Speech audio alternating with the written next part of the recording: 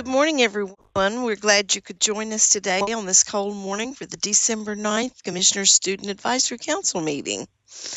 I want to remind all the council members to keep your cameras on during the meeting.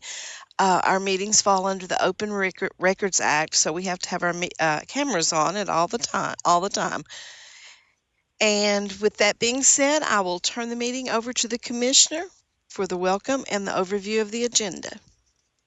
Well, good morning to everyone. I think that I've already seen more snow prior to the Christmas break than I've seen in several decades, and already a lot of schools have had some closings. Hopefully that we'll get by this, and in January it'll be a lot better than last January. But again, I have to admit there's a big part of me that still loves those snow days. That even though I still come to work, I still feel like I have some small part in seeing the joy and hearing the joy of students across when they get that phone call to say, "Hey, no school today." So again, I really enjoy seeing the snowfall out throughout. So I do have some announcements that I'll go through and some talking points. So Rosalind, next slide, please.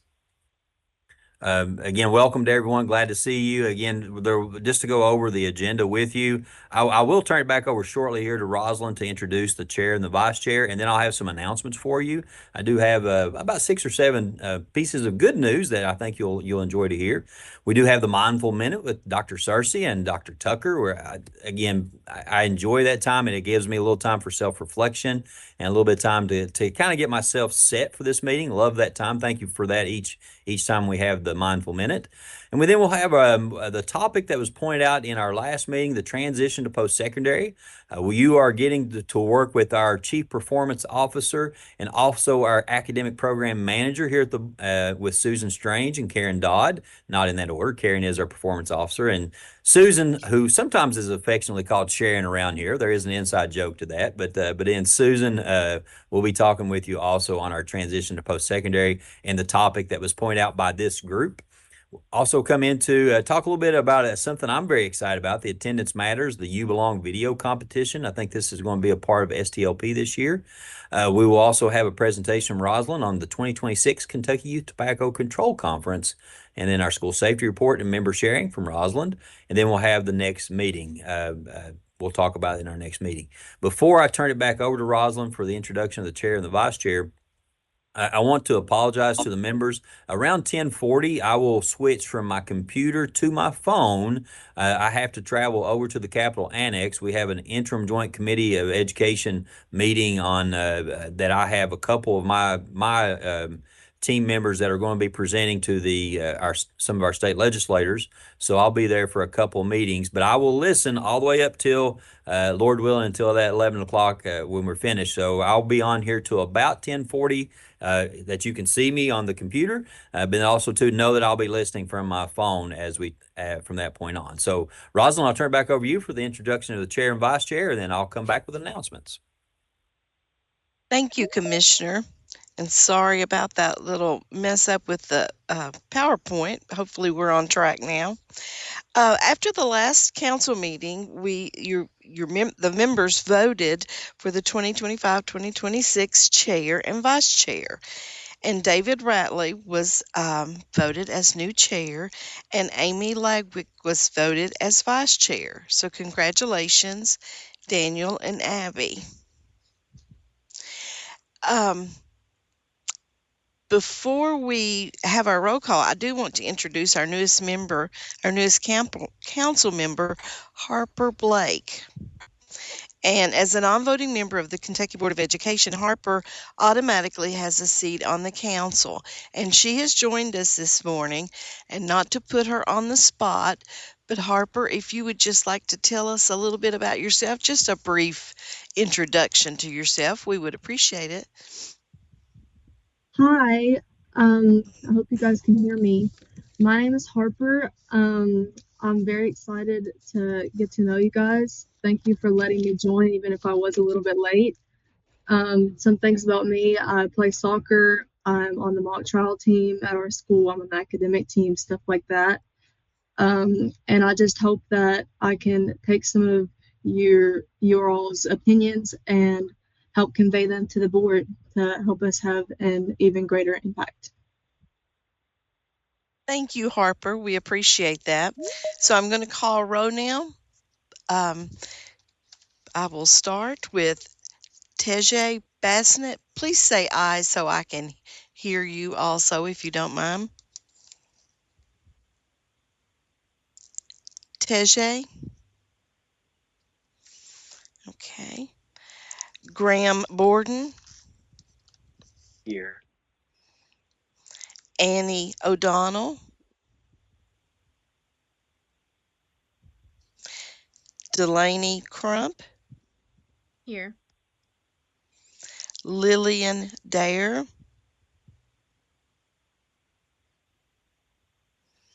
Vivian Fox, Manus Gala, Here. Patrick Grabovi, Here. Preston Graham, Here. Sophie Johnstone, Here. Charlie Kincaid. I think Charlie was going to be a little late, so. Abby Ladvik, Here. Seth Langford, Hi. Here. Gabriella McAdams, Hadley Nichols, Here. Nicholas, Lacey Page, Here. Tara Rakesh, Here. Daniel Ratlett,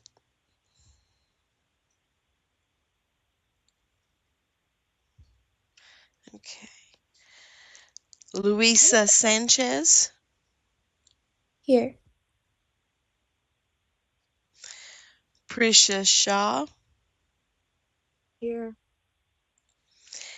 Allie Medina,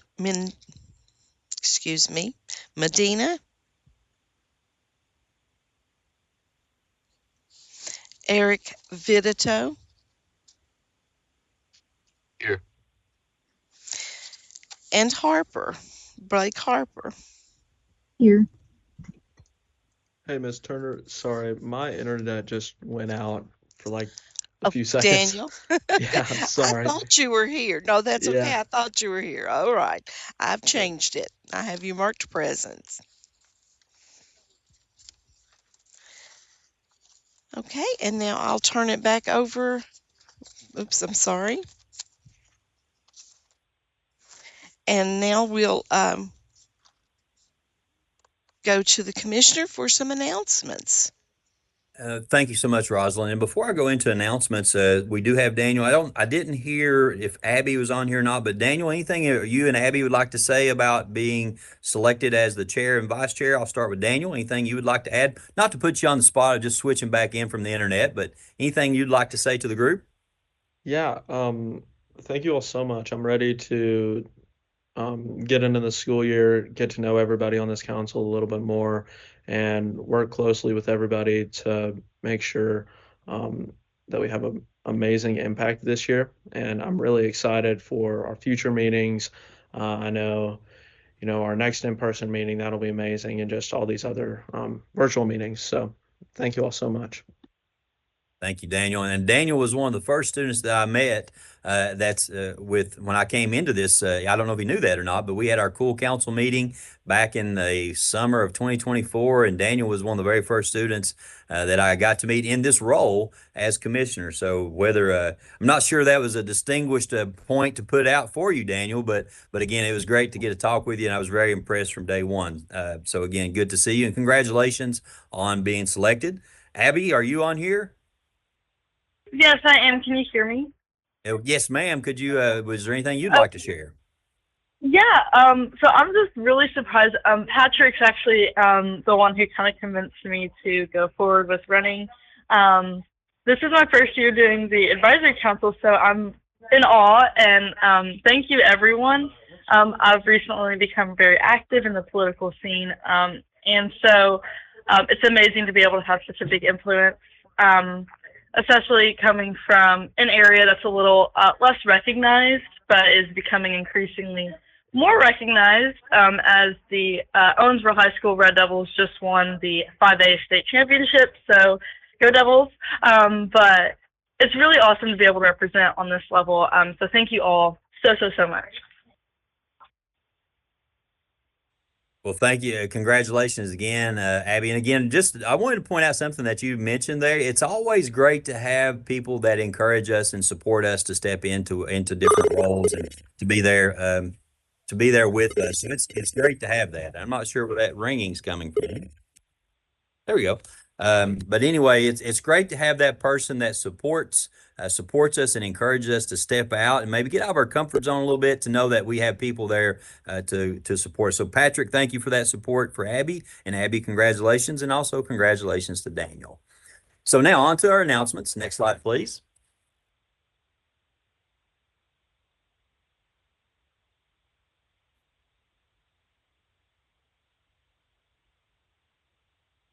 We got to switch over to the next slide. There we go. Thank you. First of all, I'm very pleased to announce there's 2 Kentucky delegates for the U.S. Senate Youth Program, and it's a very prestigious honor and is very competitive. Representing Kentucky in 2026 will be our very own Patrick Grabovi, a senior at North Oldham High School, and again, a member of our Student Advisory Council, and Ethan Cameron Morgan, who is a senior at Marshall County High School. Patrick and Ethan will join Senator Mitch McConnell and Senator Rand Paul in representing Kentucky during the 64th Annual Youth Senate Youth Program Washington Week that will be held from March 7th through the 14th. So I'll stop there since we have Patrick on the line here. Patrick, anything you would like to say? I just want to say thank you so much for the opportunity and for having a program like this. I'm truly honored to be able to represent Kentucky, and I hope I can not only represent it well in DC, but then come home and share the lessons with the kids here in Kentucky. So thank you all so much.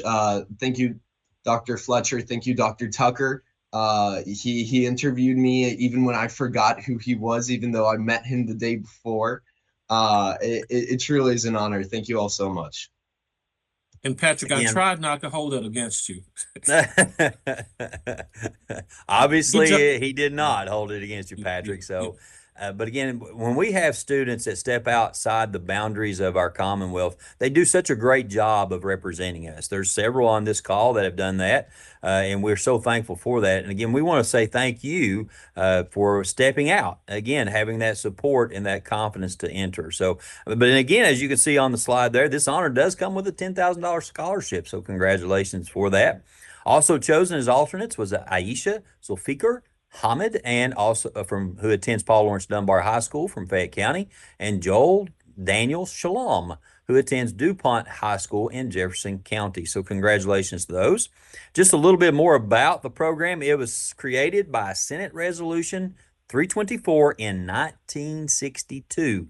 It's sponsored by the Senate and fully funded by the Hearst Foundations. The program brings the most outstanding high school students from and around the nation to Washington, D.C. for an intensive week-long study of the federal government and the people who lead it. So, Patrick, while you're there, make sure you shake plenty of hands, kiss babies, and get ready to run for office. So while you're there, that's what we're looking forward. Maybe an eventual cabinet member, maybe president. We'll be happy with that. It'd be good to have that from Kentucky. So congratulations again. Next slide, please. This is an absolutely amazing story. If you have not seen this already, it's already caught a lot of national attention. But as you can see there at Red Cross Elementary School in Barron County, we have a teacher by the name of Mr. Scott Johnson. He was also, I believe, our elementary teacher of the year last year. But one of the things that it's such a beautiful thing about this story, he noticed that one of his kindergarten students was wearing a rubber hand. The student, whose name's Jackson Farmer, who, as you can see there, I think he passes off as Iron Man maybe sometimes. He's one of the coolest kids in the place, without a doubt. But he was born without a right hand and would often wear a rubber hand just to give the appearance that he had one. So at that time, again, you can see that he's no longer in kindergarten. He's a fourth grade student now. But Johnson is a STEAM teacher at Red Cross at Barron County, and he teaches a STEAM lab class to every student in the school, which includes learning how to 3D print. Last year, Johnson started wondering and researching whether he could create a working prosthetic hand out of 3D printed materials for Jackson. So it went from noticing your students, understanding who they are, where they're from.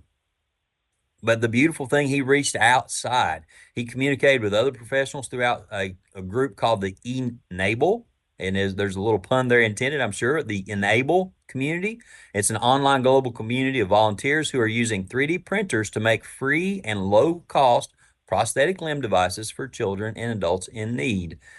So when Johnson felt confident enough, he approached Jackson and said, "We have something for you." It took 25 hours to print, as you can see on the slide there, in that STEAM lab, actually in our schools, and 4 hours to put it together. And then it's controlled by Jackson actually just flexing his wrist. If he flexes it one day, the hand closes. If he flexes it another way, it opens.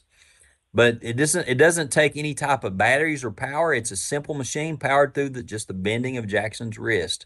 And again, the beautiful thing about this is they own the rights to this design.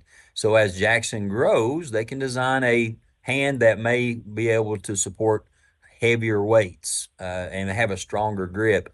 But again, I think one of the best things that we can't overlook, not only did a teacher look out for one of his students, put the time and effort into the work, but also too, Jackson is actually in a 3D printing class now. And just think about where this will go for him. So again, it's one of those stories that I just don't think that we can put enough emphasis on, and it's a beautiful story. ABC has picked this up too, so if you'll see that on the ABC News, please like, share on Instagram or any other social platform that you may have. So again, thank you to our teacher, Scott Johnson, and also congratulations to our student, Jackson Farmer. Next slide, please. Something else that we've been recognized for in some of our districts, 31 of our school districts have earned recognition on the Alliance for a Healthier Generations list of America's healthiest schools. The award evaluates schools across 9 key areas, including school health services, wellness policy implementation, nutrition and food access, physical activity, and other areas. Students that meet all 9 areas receive an all-star distinction. Also, to qualify, schools must submit evidence of wellness activities enforced throughout the year. So congratulations to our 31 schools. And if you want a full list of those, we have the website there that is hyperlinked. You're more than welcome to check into those. But one of our schools is featured in the picture there at Deep Springs Elementary in Fayette County. So congratulations to our 31 schools across the Commonwealth. Next slide, please. Also, 3 Kentucky school districts received awards for purchasing Kentucky food products. Very happy to announce that during the National Farm to School Month in October, 3 of our schools received the award. The awards comes through the Kentucky Department of Agriculture. It's a new Kentucky Farm to School Stars Recognition Program, which was created to recognize school districts and that demonstrate a commitment to increase purchases directly from Kentucky farmers. We've worked very closely with Commissioner Shell, and we're really trying to get our school systems, first of all, cut out the red tape that may keep this from happening, but also encouraging our districts to buy locally. How can we help our local farmers? How can we make sure that we're bringing in local products and helping those around us? And there's been 3 districts that have been recognized for this. As you can see, Jackson Independent received the $10,000 award. Mercer County Public Schools, $8,000, and Barron County, who was mentioned a little bit earlier, with $6,000. So congratulations to those 3 districts. And the monetary awards for each district must be spent on local food purchases for the 2025-2026 school year. So congratulations to Jackson Independent, Mercer, and Barron counties. Next slide, please. Also, we have the National School Bus Safety Week poster contest is underway. Thousands of school districts in more than 40 states participate in local and state level competitions to select artwork that depicts school bus safety related themes and encourages and promotes school bus safety. The winning posters are used to promote safer school transformation for everyone and will be highlighted during the next National School Bus Safety Week, which is the 3rd full week in October. The 2025-2026 National School Bus Safety Week poster contest theme is Safe Rides, Everyday Heroes, and the theme must be identified on the poster exactly as it is written, including the dash between Safe Rides and Everyday Heroes. Once upon a time, I was a middle school principal. Believe it or not, back when we parked the dinosaur out back, I was a middle school principal, and I was always meet with students and ask them this question on day one. And of course, my first day as principal there, nobody got the correct answer. And I would ask them, what do your parents expect of you when you come to school? And they would have great answers. I said, what is the top priority for your parents? And they would say everything to get a good education. Of course, it was in middle school. They would say things, we should behave well. There's all these things about, expectations of academic or physical. And I said, the main thing that your parents, all that's good and correct, but the main thing that your parents expect is for you to come home safely. That is the key here. So again, to emphasize this with National School Bus Safety Week is something that we look forward to. And again, nothing can be put above the safety of our students. And I've said this many times, there's no greater honor than a parent telling you that they trust you with their child. And again, I am 51 years old. And to this day, my mom is always checks on me. You'll understand this as you get to be a parent. But there is no greater honor than someone to say, you can take care of my child for this day. And to think of the 600,000 plus parents and guardians that allow us to take care of their kids on a day-to-day basis is just amazing and overwhelming. But we take that on. We're so thankful for that. So anytime when we can emphasize safety, we look forward to that. Next slide, please. This is something that also, I want to give Commissioner Schell a lot of credit. He has really brought agriculture to the forefront. We partnered with him on a lot of things. Also, the Lieutenant Governor, Jacqueline Coleman. We've had All In for Ag Week. But here's another initiative that we're working on for students that are Ag Athletes of the Year. And again, Kentucky student athletes who are involved in agriculture are invited to apply for this scholarship. There are 6 scholarships, and it's in recognition of the 2026 Kentucky Ag Athlete of the Year. The program is in partnership with the KHSAA and the Department of Agriculture. Again, Jonathan Schell working hard. If you want to see somebody with high energy, talk with Commissioner Schell. To qualify, the student athletes must be involved in Kentucky agriculture, must participate in one or more KHSAA sports or sport activities in 25-26, and must be graduating seniors in high school and be accepted to a college or university or trade school following graduation. You do not have to be an ag major. Let me be very clear. You do not have to be an ag major, but you need to be involved in agriculture in some way, shape, form, or fashion at your school level. The Outstanding Athlete of the Year will be awarded $2,000 scholarships. 2 of them will get $2,000 scholarships, and then one will be male and female. And then the other 4 will have 2 males and 2 females will have $1,000 scholarships. And they will be announced at the Sweet 16 in March at Rupp Arena this year. So if there's any of you that are involved in agriculture, and I think we do have 2 or 3 in this group that's involved in agriculture, by all means, this may be something that you want to look into to apply for. Always good to keep keep those scholarships on your radar. Believe me, your parents will appreciate it. And next slide, please. I believe this is the last update for me today, but there we go. Speaking of agriculture and the things that are going on throughout the state, our own Kristen Wright here at KDE was named the 2025 Farm Woman of the Year by the Kentucky Farm Bureau. And she's an agriculture education consultant here at KDE, and she's part of the Future Farmers of America. She is the advisor for that student group. She has a lifelong background in agriculture, inspired her to apply for the award, which requires an application covering both farm operations and community involvement. She is a backbone member of the work that's being done in our All In for Ag. She started out at Seneca High School in Jefferson County, she was there for 13 years before transitioning to KDE in July 2024.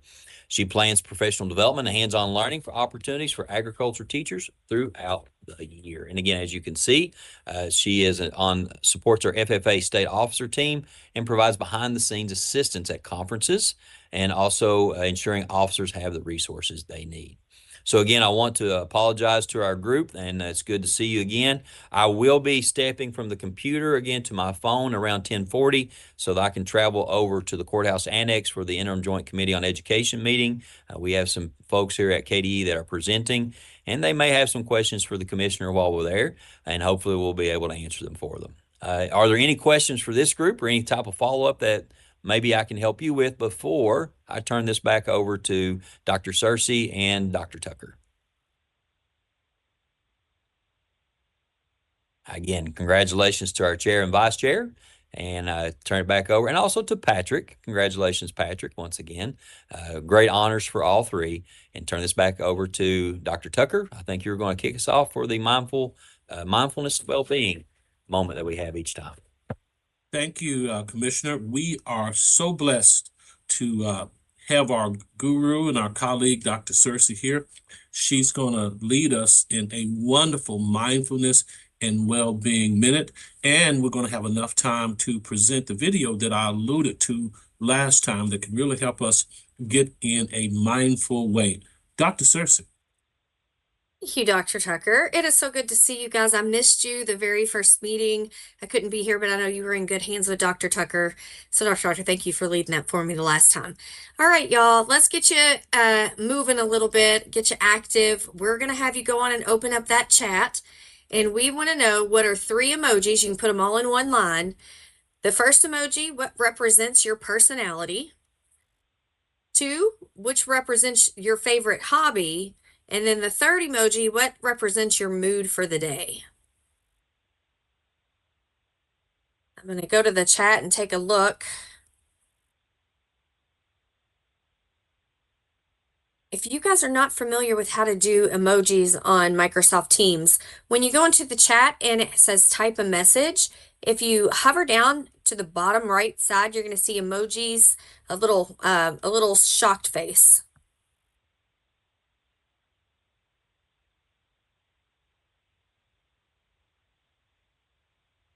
All right, y'all, if we're not seeing any in the chat, I have got exceptional wait time. So we're going to wait. If you can't find all 3, you can just drop 1 in there.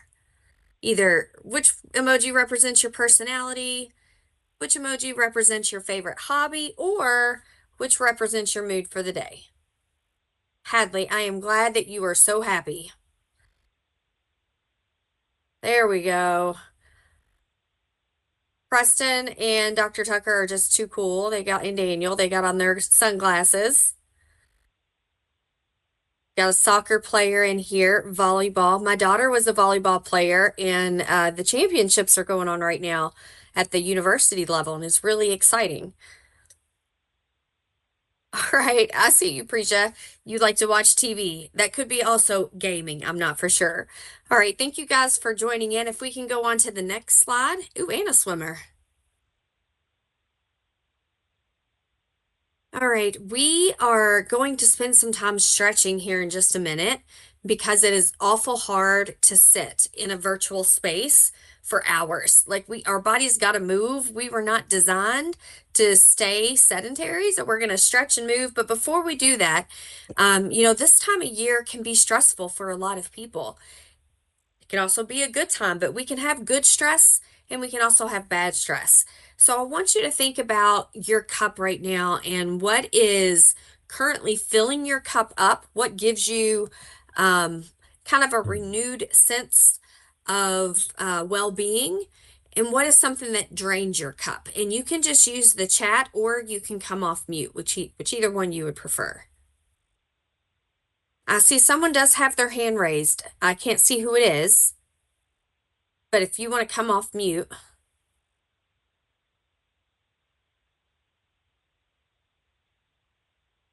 Seth, it looks like your hand is raised. That could have been an accident as well.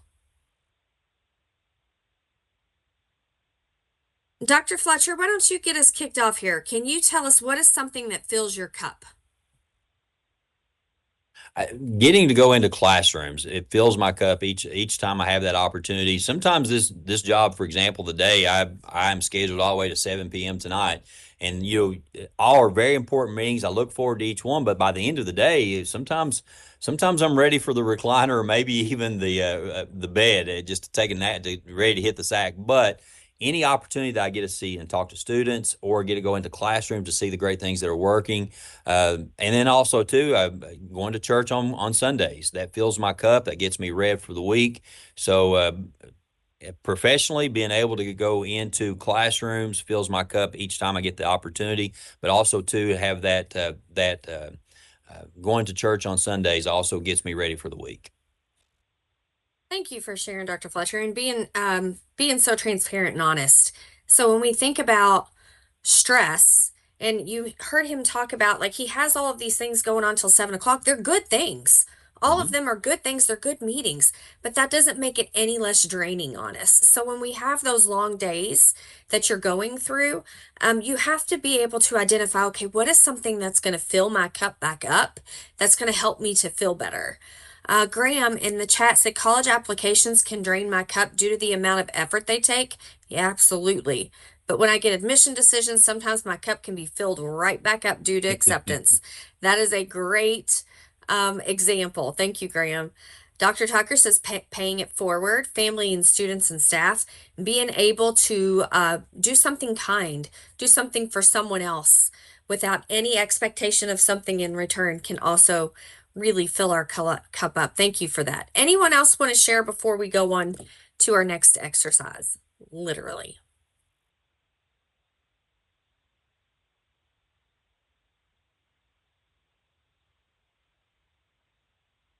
I agree, Dr. Fletcher. Seeing the stories like the one in Barron County, I saw that on the news last night. And it's always, it was a good story, and I'm glad it's getting some recognition. All right, Rosalind, if we can go on to the next slide, I'm going to talk to you guys a little bit about stretching and why this is important. And today we're going to do physical stretching, but I also want to talk to you about exercises that your eyes need. When we are sitting in front of a computer or in front of a screen, it can be for gaming, it could be just scrolling, social media, it could be for a meeting, something like this. Every 30 minutes, your eyes, you're supposed to look away from a computer screen at something at least 7 feet away that's not electronic. So that gives your eyes a break and helps to keep them moist and so they don't get so tired. And you're supposed to look at that thing for at least 60 seconds, 2 minutes to give your eyes a break from the screen. So while we're not going to do that today, I do want to at least bring that to your all's attention because we're going to be sitting in front of a screen for several hours today and your eyes are going to need that break. All right, that's your eyes. Now let's talk about your body. This is the video Dr. Tucker was talking about the last time you all met. We're going to get our bodies stretching. I know that you may not feel comfortable stretching with your camera on. That is okay. If you want to turn your camera off while you do the stretches, that's all right. Just make sure that you do the stretches because they're going to be really important to get you all ready and geared up to have a productive meeting today.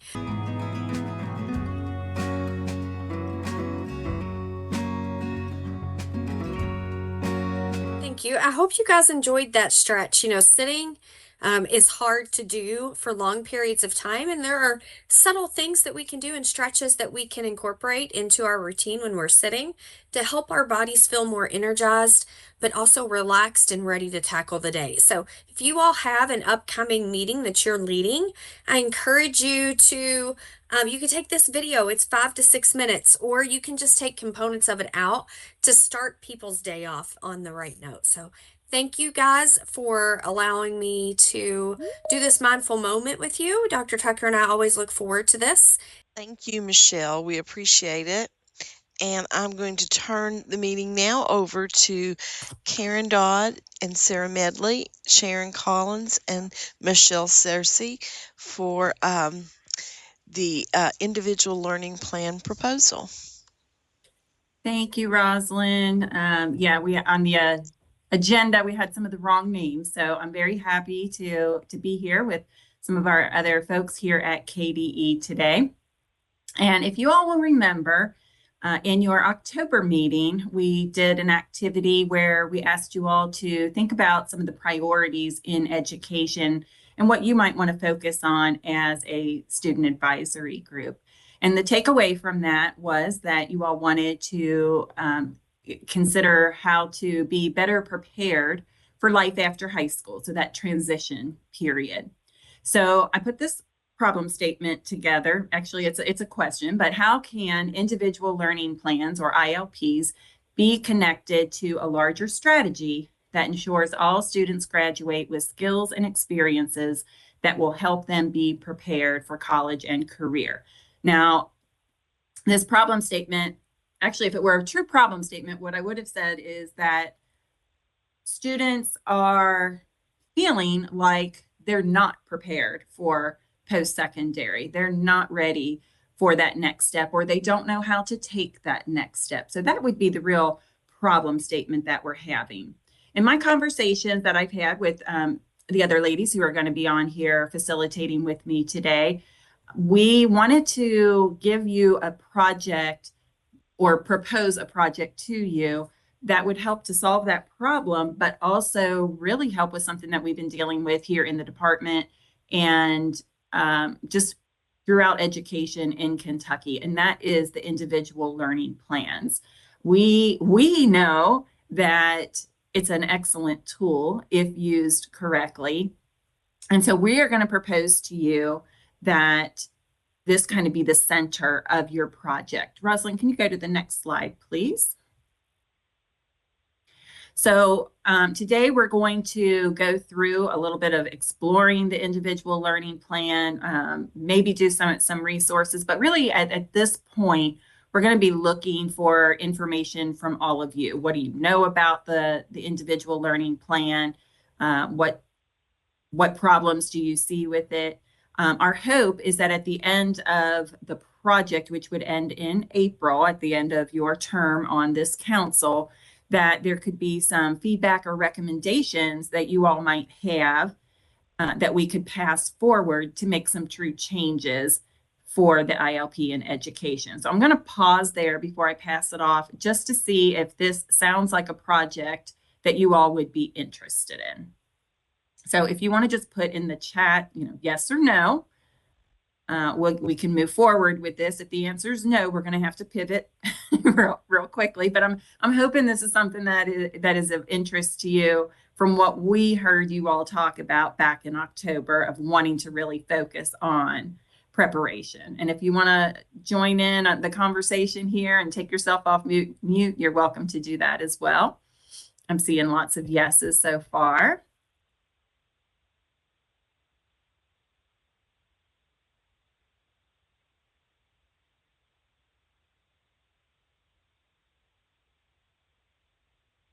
Great. All right, I'm seeing a lot of yeses, so that is fantastic. So I'm gonna assume that we've got at least a majority here that are good with this project. So I am going to turn it over to Sarah Medley out of our Office of Teaching and Learning, and she's going to add a little bit more information about this project. Sarah? Hi, everyone. It's such a pleasure to have an opportunity to be with you today and to discuss this opportunity to explore the individual learning plan and how it can really be maximized to ensure a meaningful transition to post-secondary education, which we know is very unique to all of us. Each one of us have a different story. Each one of us are going to have different needs. And when we really think about the problem statement and what skills and experiences will help you be prepared, I almost feel like the ILP in itself is an experience that provides a framework designed to meet an individual student's needs and long-term goals, ultimately so we can all just really maximize our full potential. And as a mom and a former educator and now someone who is serving at the Kentucky Department of Education, that's what's most important, that our students are able to reach their full potential. So if we can go to the next slide, I'm going to just sort of break down a little bit more about how this project could look. There's some flexibility for us. I think today we just really want to explore the ILP and think about the various student needs that might come from those, but then also looking at what could be our strategy to help support the implementation of the ILP for our students. And this is from middle school forward.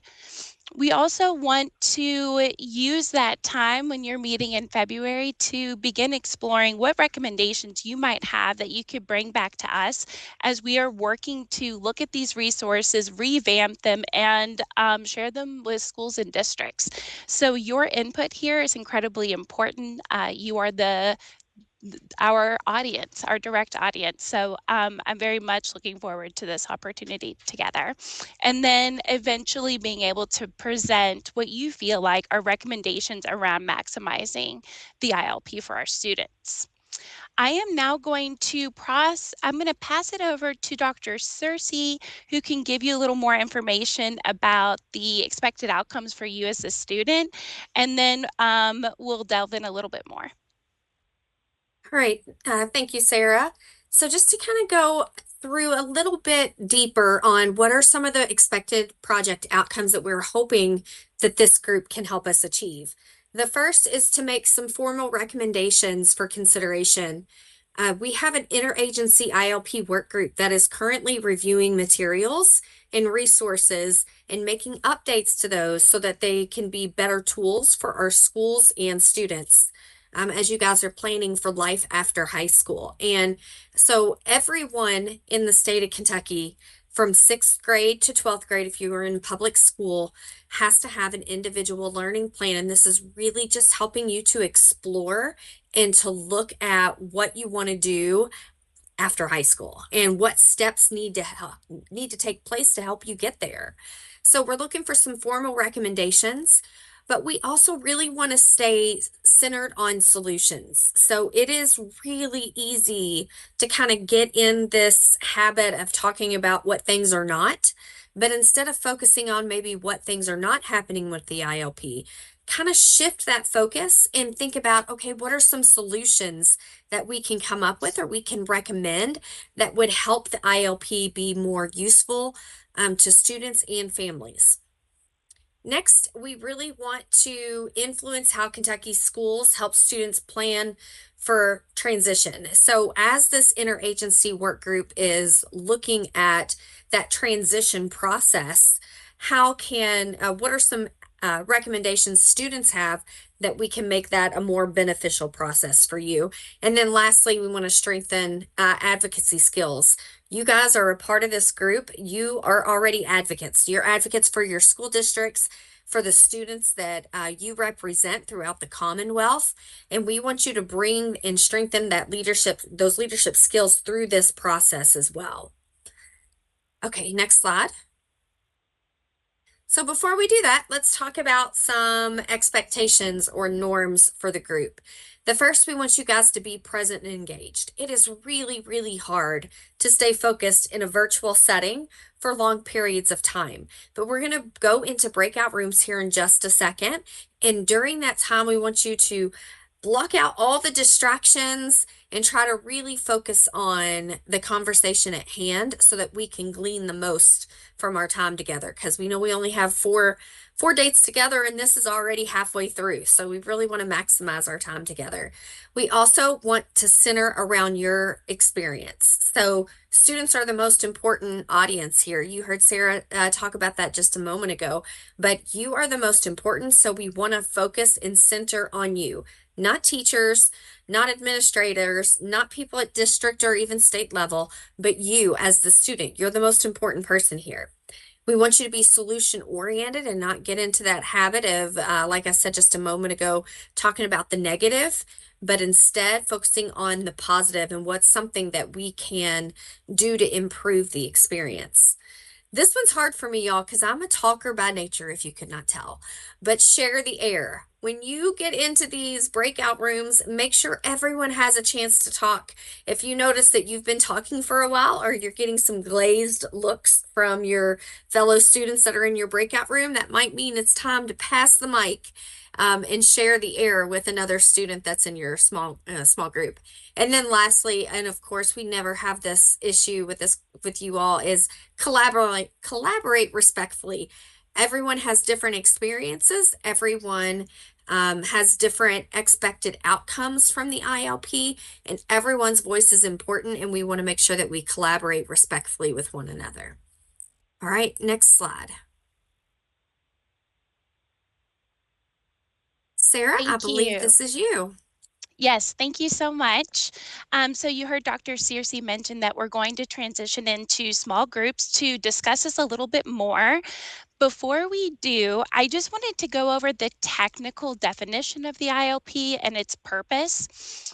And so the ILP is defined in law as a comprehensive framework for advising students in grades 6 through 12 to engage in coursework and activities that will best prepare them to both realize college and career success and become contributing members of their communities. And so when thinking about just that piece, what is the coursework? What are the activities that maybe would best help you prepare? How does that look different for a middle school student versus a high school student?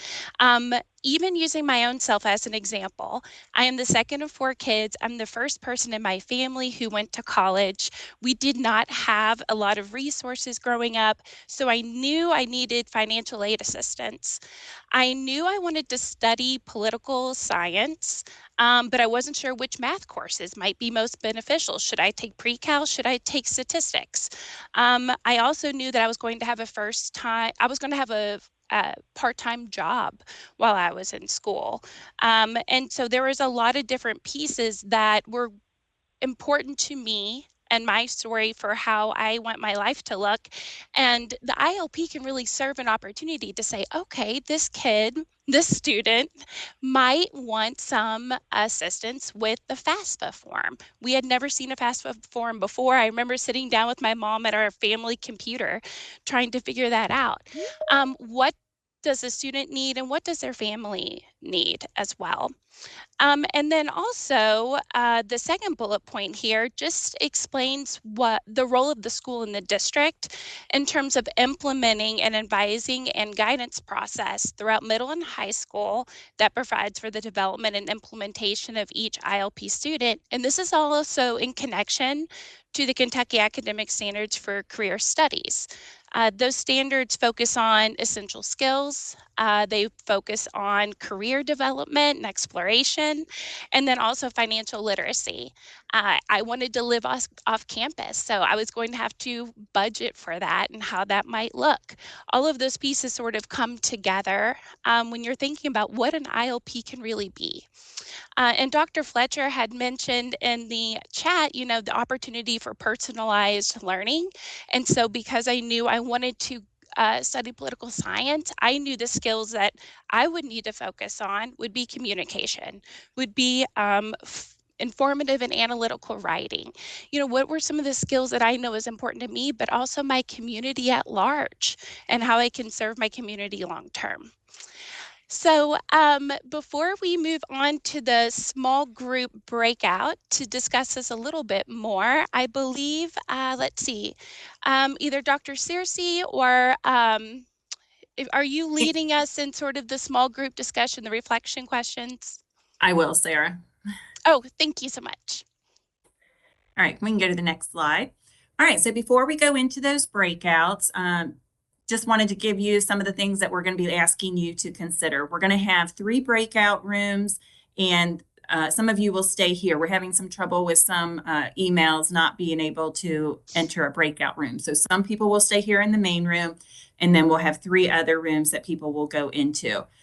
We're trying to break up those students as evenly as possible, and then you'll have at least 1 KDE staff member with you, just listening in or to answer any questions that you might have as you go along. But we really want all of you to run this little breakout group yourselves. So I'm asking that each of you come up with a facilitator. So the person who's going to go through these questions, make sure that you're able to get through at least most of them.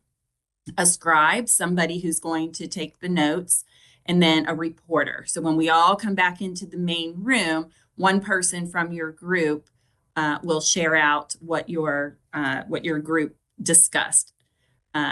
You may need to combine the scribe and the reporter since you're not together. It might be the person who's going to share out needs to take their own notes so they know what they're sharing out. But you all decide how you're going to do that when you get into your groups. So the things that we're going to be asking you to do are to share your experience with the ILP. Have you used it? Do you know what's in there? What are your thoughts about the ILP? What considerations are needed to ensure a meaningful experience for students, families, and varying backgrounds and interests and needs? There's a lot in there, but basically, what kinds of things should be in the ILP, or do you know if they're in there when you have something specific for yourself or family members or whatever? And then let's see, 2 more questions. How might the student experience with the ILP look for middle school students versus high school students? So this is kind of coming out of the question of what we do. The ILP does start in the 6th grade. So is there a difference between what they should be doing with the ILP in middle school versus high school to get them ready? So we just want your thoughts around that. What might that look like? And then finally, what themes have emerged with your group? And that's when we'll come back together. So discuss real quick amongst yourselves what that reporter is going to share out regarding your themes. And then we'll come back into this room and each of the reporters will share out. So we're going to have about 20 minutes for this breakout. Are there any questions before we move into the breakouts? Karen, I would like to add one thing if it's okay. Absolutely. One of the things that, for example, our graduation requirements changed a couple of years ago that, and this may have been mentioned, I got a quick phone call, but I wanted to make sure we emphasize this. The graduation requirements in Kentucky were changed a few years ago that typically when I was in school, you had to take English 1, English 9, English 10, English 11, English 12. Now, your graduation requirements can be, you still have to take English 9, English 10, but you don't necessarily have to take English 11 or 12. It could be something that has those standards within it, but it's related to what's in your ILP as your interests. The same thing for mathematics or in science and social studies. A lot of things that are in those graduation requirements now, your district can offer to you and they substitute in as long as they align with your ILP. So you can see a lot of the reasons why we're asking these questions is we want to make sure that we have that opportunity to fully make an impact for students when it comes to those graduation requirements. So to give you a little more background, I wanted to make sure that was a part that you knew that before we walked in. So I'll turn it back over to Karen and divide up as necessary.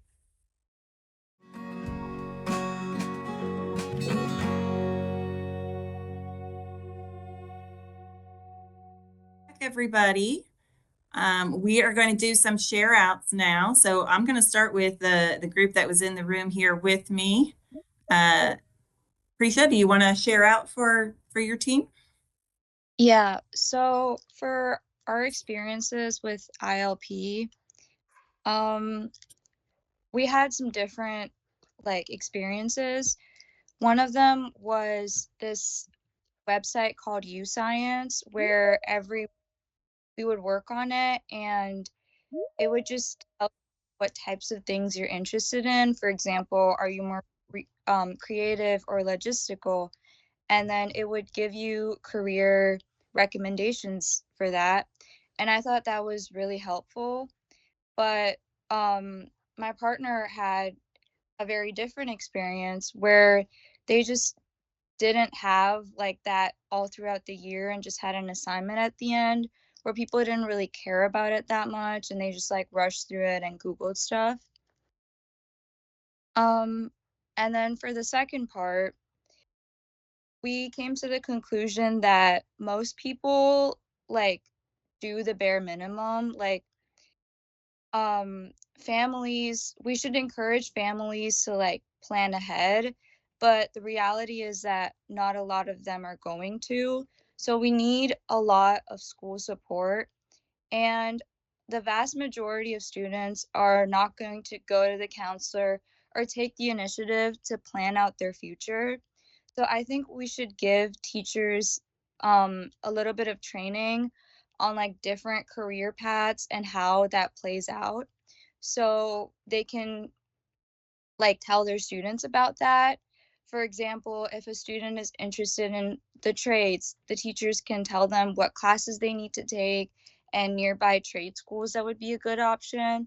Whereas if they were interested in like being a doctor, then the teacher could lay out how long that pathway would be with med school, your bachelor's, the MCAT, and all of that to just help students realize what their future 10, 15 years are going to look like and decide if they want to do that or not. And then also have different goals for like different careers. Like, for example, if you're going into a STEM heavy field, you're going to need to be good at math, probably have a good SAT, ACT score. Whereas at school, most people just encourage everybody to pass or reach the benchmark when that's not realistic for certain careers.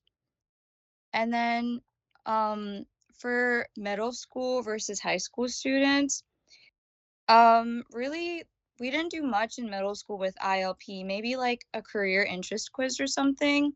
But we think we should like have a general like a career idea in middle school and like encourage finding that a lot more. So then by the time they get to high school, they can plan out their pathway, take the right classes, like for example, CTE, and also just be prepared to do the things that will be required for them in college or higher education or whatever they decide to do. And the general theme that we came up with was to give teachers training and make them more involved with the students because they can get on like a one-on-one level with them versus like a computer or something like that. And also give dedicated time for ILP. It doesn't have to be much, maybe like 20 minutes every couple weeks, just so people are constantly thinking about their future and, you know, just having their mind explore different ideas, whereas having it all crammed into like one specific time. And that's it. Thank you, Prisha. All right, let's go to one of the other rooms. Can we have one of the other reporters unmute? Yeah, I can go ahead. Okay, so I think all of what we mainly spoke about our ILP experience is that it started in middle school, and we brought up how the COVID year kind of affected that. That would be my 6th grade year. So I know that kind of affected it to where we had to push it off a few years and wait to really get it started. And then I remember sitting down and filling it out with my teacher. And then, of course, now as a senior, I'm just circling back to it and reworking it and refining it to submit in the next few weeks as a requirement that my school has, kind of like that more checkbox kind of approach, where we see like a lot of students just having to fill it out instead of having it more accessible to them and their parents. So the considerations that we were talking about kind of goes really well with that. It's that the students and the parents, as well as their teachers, need to be aware of all the factors that they put into the ILP, and it should also be something that it's applicable to every year in high school. Like I said, it's been roughly a 4 or 5 year jump since I've last filled out the ILP and worked on that. So clearly I've changed a lot since then, and I probably needed to be revisiting it with all my other peers each year to refine that and make it a little better towards what I would actually want to do. And what we talked about for the differences between the middle and high school, we believe that for middle school students, they should have it much broader. They should keep all the doors open for their careers and just allow this kind of general exploration of all these different careers, and just make sure, you know, you're not getting thrown down one pathway too early or too soon, because you're still very young and you can still be changing your mind a lot. So I think during that high school period is where we're starting to narrow it down and really beginning to decide, okay, here are the steps that I have to take in order to go down X career or Y career, whatever they may want to choose. And the overall theme that I believed our group had was just how we've had this large gap in understanding what the ILP is and what it does for the students. So just we would really suggest having that as something that, rather than it being a curriculum requirement in your senior year, it can be something that is implemented through the curriculum each year that you're in high school and middle school as well. So I know we also touch base on leveraging technology and using that to their advantage. So I know one of our group members spoke about having this technology where it gives you, like, you're a visual learner or you're an auditory learner or hands-on learner, and we take some of those tests for the ILPs. However, that's not really well explained, and we don't also learn about the teacher's teaching style. So I think making those more connected throughout the ILP and expanding those ideas is very important for the ILP's future. Thank you, Daniel. One of the key things I heard you say was that the students need to understand the benefits of using the ILP, right? So I think that's really key. Thank you. Do we have another reporter to share out? Yeah, I can go.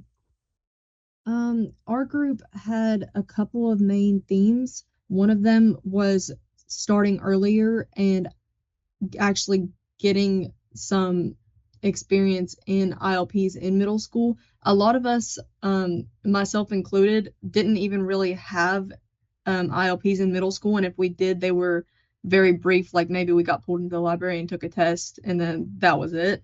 And I personally haven't even revisited that since. I don't even know what I filled out for that.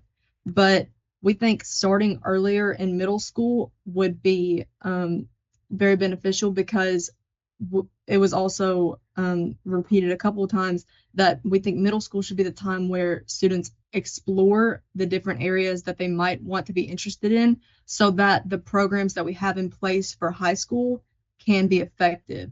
And that was another one of our issues, was that we want to increase participation in things like internships and schools to work, but a lot of the times those aren't effective if the internship or schools to work that a student is in is based off a decision that they made whenever they were in the 6th grade.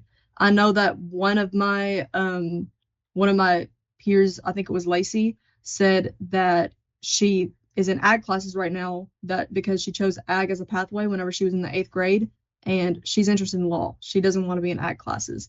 And I think that that's a common theme for a lot of students today, is that they're not getting the access to the opportunities that are provided to them because of a pathway or a lack of enforcement or exploratory things in middle school.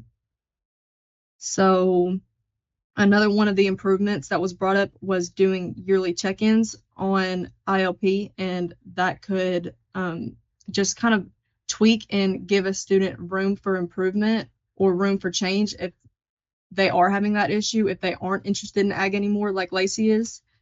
And also diverse internship opportunities, so that when a student is on the right pathway and whenever they are wanting to take advantage of the opportunities that are provided for them in the pathway that they're interested in going into, they're able to. And I think those were most of the points from my group. Karen, I'd like to emphasize something there that at Blake, you and your partners, your group team emphasize that we've talked about here, is having on ramps and off ramps. If we don't want anything to be a dead end for anyone. So like, if you feel interested in one pathway, but you see that this is something, there needs to be an exit ramp out of that pathway and into other interests. One of the things one of my favorite quotes from a student once upon a time, that in her district, she said that she changed her majors 3 times in high school, and it didn't cost her parents a dime. Because if you change majors in college, you know, you're going to have to take more classes. You may have to have an extra year, which means there's more money that's involved in that. So, you know, some districts, you know, maybe there's some more on ramps, off ramps, so that you're not. I hate to say this, stuck, because I love ag. I'm not saying that she doesn't appreciate the content, but the fact that my career interest is leading me in another area, then really there needs to be an off ramp and another on ramp for her into a law designated type series of classes and things that to get her ready for college. So I think that's something we're hearing even here at the department level, of having those, I'll call them multiple on off ramps, if you will. Agreed. Thank you, Harper. All right, we've got one more reporter. Yes, I can share. So for our group, a main thing that came up was the terminology of ILP might not necessarily be used in our schools. So like students might not necessarily know what you say, like what you mean when you say that. However, we all did realize that within our schools, we do have some form of ILP. Some of those we talked about were alternative course options through AP and dual credit, college-specific counselors, after-school meetings for things like the FAFSA. Also at our schools, we discussed how there are co-op and internship opportunities. And some of us talked about projects that allow students to explore different careers, as well as like online resources that can help match students with careers based off their interests. I think one of them mentioned was called Zello. Something we think is important to consider when making sure everyone is accounted for in the ILP is, we said definitely socioeconomic background, because in reality, economics plays a large role in an individual's access to education and any resources. So we think it's important to focus on that. And then going off that, we believe that another focus of the ILP should be opportunities after high school beyond just college. We feel like within our schools, there's definitely a larger emphasis on the progression from high school into post-secondary education through college, when in reality, trade school, apprenticeships, or going directly into the workforce might be more of a fit for certain students.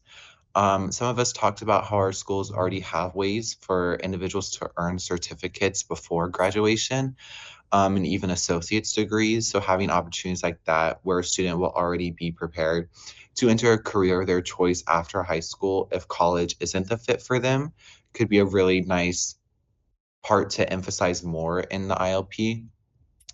In middle school, like many of the other groups, we said it should definitely be focused on exploration and offering a diverse array of classes. That way students can try different things that sound interesting to them. And then once they go to high school, it can be time for specialization. And a way to specialize, we mentioned how some counties have more than one high school. And if a way for the ILP to help direct students to a high school that best fits their needs could help them possibly specialize better. We know some counties don't, and simply there's just one high school for students. But we talked about how larger counties like Jefferson and Lafayette have multiple high school students can choose from, and some of them are better at different areas than others. So incorporating a way to teach middle schoolers about the benefits of them, and if a certain high school would fit their need instead of the other, could help even further specialize the ILP. Thank you so much, Graham. Rosalind, how are we doing on time? You're fine. You can keep Okay. going. All right, you can go to the next slide. I think I'm turning it over. Nope. Okay. Well, I will invite Michelle or Sarah, Sharon, if anybody has anything to add in before we talk about next steps. I'm just opening up the floor real quick. Just say I'm so impressed with the recommendations. You guys only had 20 minutes and you have some solid recommendations and thoughts and centralized themes that developed in a short 20 minutes. So I just want to say hats off and kudos. Great job. Totally agree. Thank you, Michelle. That's All what right, I so wanted to I'm sorry. no, go That's ahead, what I please. wanted to reiterate as well. I was very, very impressed with the ideas that they came up with and the really having that exploratory experience in middle schools, so that rather than a narrow focus, but having that true exploratory experience where they can make better decisions once they reach high school. And again, incorporating, as we know, the ILP more than just once a year, really utilizing it to what it was meant for in the first place. So I was very impressed with the group I worked with. Great. Good to hear that. Yes. You all did fantastic. We did lay out some next steps because you all, honestly, you just have 2 more meetings, which seems just absolutely crazy. So we put on here what we were thinking, at least as a draft, what we might work on in the February and April meeting. So we were thinking of identifying the top 3 role groups that you might find some interest in talking about, and then review of current ILP and post-secondary planning materials. I think that our KDE team maybe needs to come together with everything that we just heard today and see if this is still the best next step for our February meeting. One thing I am interested to know, and you all can use the chat to answer this question, but we have so many resources that are available.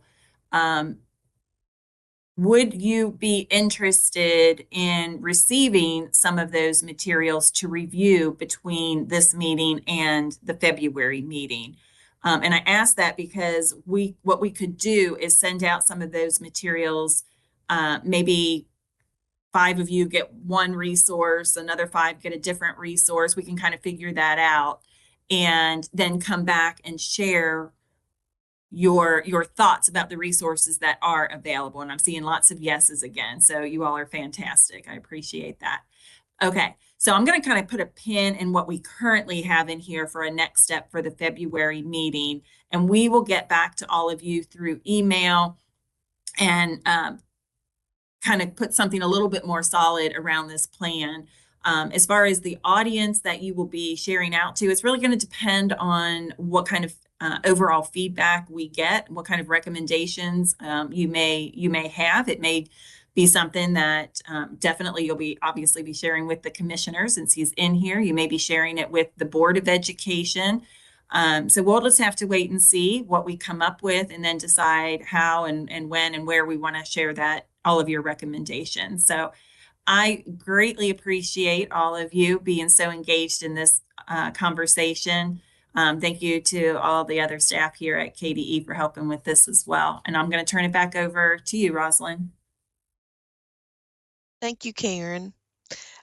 You guys, I'll repeat what they said. You did great, and I'll look forward to seeing what you're going to come up with and do in the next couple of meetings. Just quick reminder for the council members, remember to keep your cameras on during the meeting. My little PSA for the day. And now I'm going to turn the meeting over to Miles Young, the Assistant Director of Communications, who's going to talk to you about a statewide video and poster contest, which is premiering now, I believe, isn't it, Miles? Yes, can y'all hear me? Okay. Rosalind, can y'all hear me? Yes. Okay, perfect. Okay. So, hi, everyone. My name's Miles Young. Y'all didn't know I was the one that shot your all's headshots at the last meeting in October. So I think I've got to meet everyone. The Office of the Division of Communications, in conjunction with the Division of Student Success, in the Office of Continuous Improvement and Support, really excited about a new contest coming up. We worked on the chronic absenteeism campaign, which Ashley Gates presented on at the last meeting.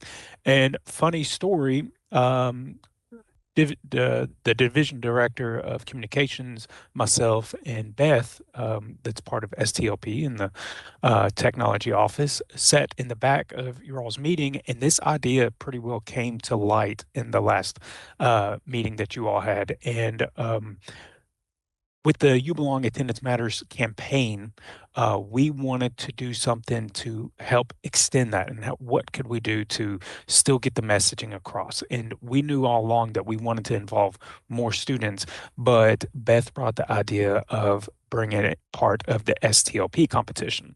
So the You Belong Kentucky, or KY Attendance Matters video and poster contest was born, and this will be a student voice supporting school connectedness and attendance. It's a statewide student-led contest promoting belonging, connection, and attendance through student voice and storytelling.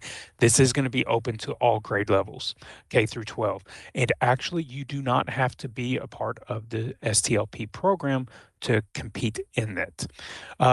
It's going to be aligned with the KD's chronic absenteeism and You Belong KY campaign efforts. As you all may have seen, we've had, with the last campaign, we had around 41 million views and impressions through the billboards, the bus ads, the online ads, the YouTube commercial. Wherever you turned in the state between August and September and October, you would more than likely see our chronic absenteeism ad, and that is the You Belong Attendance Matters. So it will be part of the STLP competition coming up in April, and it centers around the student voice and defining what belonging looks like in their school community. Rosalind, you can go to next.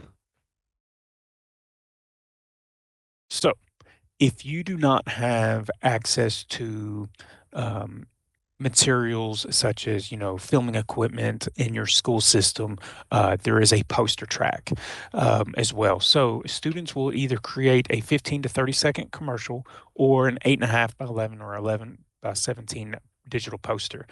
All in all, it's going to show what belonging looks like and why attendance matters in the school system, and it's open to individuals or groups. K through 5, 6 through 8th in middle school, and then at the high school level. The districts will be responsible for putting together their own committee and choosing one poster and one commercial per district to submit to KDE. Rosalind, you can go to next, please. So as I talked about, the districts will be reviewing who they want to submit to be judged at the state level, and those entries will need to be submitted to KDE by March 13th of next year. And then it will go to the review panel here at KDE, and a first and second place will be granted for each grade level. Well, each group, so elementary, middle school, and then high school. And so what the great thing is all entries are, will be subject to being used in our marketing campaigns. And that's what we're excited about. I know some students or all students will be excited about that, to see their campaign at the state level being used, as resources. And then obviously you'll be honored at the STLP State Championship main stage on April 24th. Rosalind, next. Okay, why does this matter? It will allow students who feel connected at school attend more regularly. Belonging is one of the strongest protective factors against chronic absenteeism. And then I don't know if I made this clear at the beginning, but this will be student-led. Obviously there's advisors that can help, but this will be student produced, both posters and videos. And using the language themselves, it comes across as more powerful. And then obviously this is aligning with our statewide efforts around re-engagement and belonging and, with student and voice. And then connectedness improves attendance and academic outcomes and well-being. Next. Key dates. The launch is today. We're working through a few other things, and we're hoping to get this out. And then obviously the superintendents will get the messaging on the 11th. Deadline to register for the competitions will be February 13th. District submission deadlines will be March 13th. And then KDE submission deadlines March 27th. Winners will be announced at the STLP Grand Stage again at the Championship in Rupp Arena on April 24th. Awards will be given. We're super excited about it, and I know students will be too. And what we're excited about telling you all about this is obviously we want you all to get involved and enter, but also your ambassadors, and we want you to help share the word and why attendance matters. And we couldn't think of a better project and competition than having you all see what we've done in our campaign and take that and run with it. So resources provided, a launch packet with rules, rubrics, and submission steps will be sent out. There's a 30-second quick guide video to support the Easy District rollout. You will access to existing You Belong KY and Attendance Matters campaign posters, messaging, and toolkit assets available on our website. And then there's going to be some clear guidance on the appropriate use of AI and proper source documentation. That's not necessarily, used to count against, because AI can be used in a positive manner, but also at the same time, there's going to be some guidance in there to how to properly use it if you choose to do so in your poster or in your video commercials. And then there's obviously going to be some more support for communication through KDE and STLP. All right, next, Rosalind, sorry about that. And sorry, I'm talking fast. Why does this messaging matter? It's going to reinforce the statewide message on, when students show up, they're going to feel seen, known, and valued. It allows students to really give ownership and have ownership in shaping the narrative of attendance. And it really gets districts involved in students talking about the connectedness in attendance. And lastly, obviously, it's providing a positive message on, why attendance matters in the classrooms and communities and so forth. So I'm very passionate about this project. We produced a commercial in-house, and it received 20 to 30. Oh, here it is. We don't have to watch it today. I know we're kind of running behind on time. Do we want to watch it, Rosalind? It's only 30 seconds. Sure. Yeah. Let's Okay. watch it. In Kentucky, every student matters. In every classroom, there's a teacher waiting to help you find your future. When you miss school, you miss more than lessons. You miss connection, confidence, and community. You belong here. Every day matters. Every day you show up, you're building your future. You belong. Let's show up for ourselves, for each other. For Kentucky. Personally, I challenge, I was the one behind the camera producing that, and I'm going to challenge each district, each student in the state of Kentucky to blow that commercial out of the water in a poster form or in a video form. And I have no doubts that can be done easily, just because so many students, the Kentucky students are so talented. So, I know the students in that commercial are excited, and they think, they'll be able to go in and blow it out of the water. And I just know that this is going to raise excitement while helping educate students on why attendance matters in their district. So I think that's it from me. Is there another slide, Rosalind? I'm sorry. You're good. That's Okay. Is there any questions for me? I ran through that pretty quickly. Again, this is something, all submissions are subject for us to use online, either on YouTube in our future campaigns. And we're just, again, really excited about the messaging and the message or the messaging and the competition coming up. And I can't thank OET and Beth and Jeff and them in STLP for us to use their platform to help spread the message. Any questions? Thank you, Miles. We appreciate that. And now I'm going to tell you, this is just an announcement really about the 2026 Kentucky Youth Tobacco Control Conference. Some of you may have gone last year, and I think there were 3 council members who went. The conference is hosted by the Networking for Kentucky Youth and the ICANN in the Trend Youth Advisory Board. And it's taking place on February the 17th from 9:30 to 3:30 in Frankfort at the Kentucky State University Research Farm. The conference theme is Beyond the Smoke. This isn't just another conference, it's a chance to connect with passionate peers, hear powerful stories, and gain the tools to cut through the big tobacco's smoke and lead real change in your schools, communities, and beyond. I also want to let you know that there will be a limited number of travel scholarships, available upon completion of a short application, which is due, is due by December the 19th.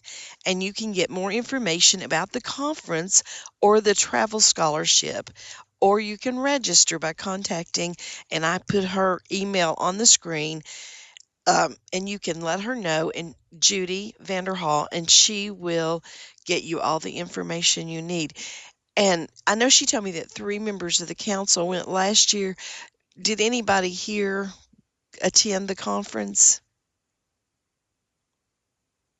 I'm on the planning committee for the conference. Do you want to tell us your experience with it quickly?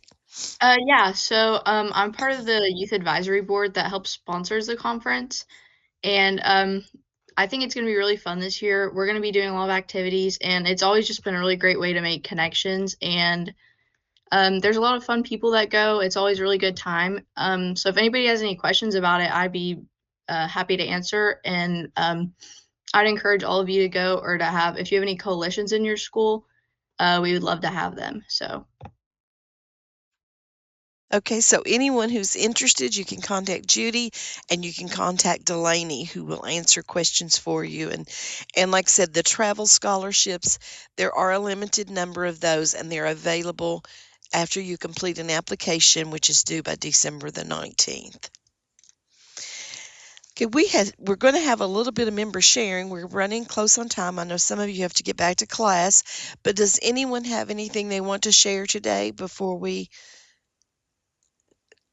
conclude the meeting? I know you have a big project, and I did forget. I almost forgot. I'm sorry. I had emailed all of you a copy of the school safety report and a link to a story. The school safety report was created by another council. I believe it was the 2023 council, and they have some recommendations. We just ask that you look at that and tell us what you think we should be doing. And we ask that you send those to us written, send them to us. You can send them by email. And the deadline is January the 30th. So we'd like to have your input. It's a fairly short report. It won't take you long to review it, but we would love to hear your input and maybe some guidance there. And back to, as I was saying about member sharing, does anyone have anything they would like to share with us today?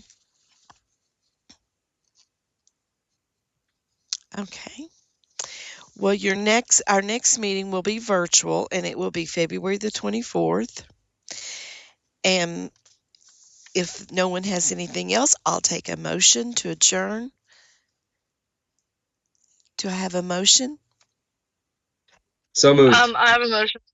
Okay, I'm sorry. Who made the motion? I did. Abigail. Abigail? Okay. And who's second? I'll second. And that is? Preston Graham. Thank you, Preston. I'm sorry I can't see everyone. So we have a motion by Abigail and a second by Preston to adjourn. And do I have everyone's agreement? Okay, we will see you on February 24th. I will be talking to you before then. Thank you so much.